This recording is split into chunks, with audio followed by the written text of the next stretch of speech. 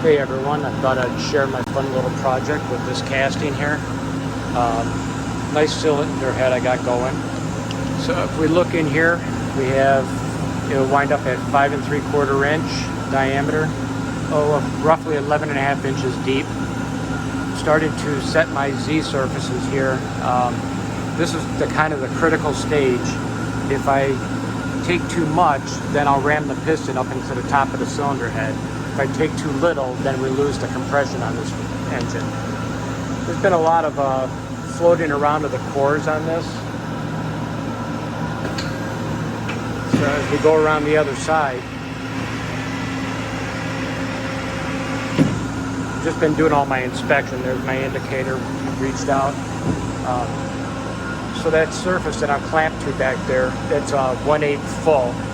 But then I'll come down and I have this surface up here and here. So this particular engine is set up so that those are the valves. There's the valve decking down inside. So I have a height I have to maintain there and a height I have to maintain there, specifically because you have that compression chamber inside and a spark plug mounts to the very top of this cylinder. Around the side here we have the intake and exhaust ports. Looks like everything's laying out pretty good, and that is a little bit on the iffy side. That's going to be piping for the water jacket. I'm really hoping it's going to stay in there. There's no room for fudging these things because the way these mount up on a car, they'd be 6 or 4 or 6, depending on a 4-cylinder or 6-cylinder, and they kind of gang all in a row, and each cylinder is hard piped to the next one, so there's no flexible room.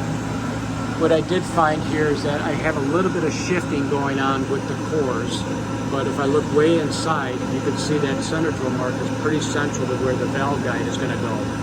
So I have to leave it where it's at. I do have room for cleanup. It's just not going to look the best with that boss being off center like that.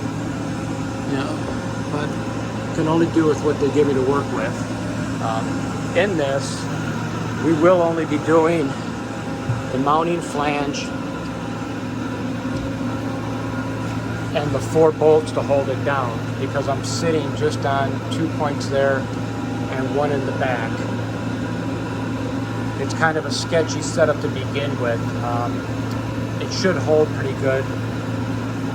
Even though I have all of this accessible, I won't be doing this in this operation. In here, when that gets opened up, you can see how much material is coming off. This will get really thin wall, and the part's subject to shaking and vibrating, and then I'll have a real difficult time getting my valve seats in up here. So all of that will be done on separate operations. So have a couple more things to check, and with any luck, probably tomorrow morning I'll cut that base and get it off of this machine. All right, and just a real quick look. A little bit dark in here today, so I get to spend my day playing in this one. Happy Tuesday, everybody.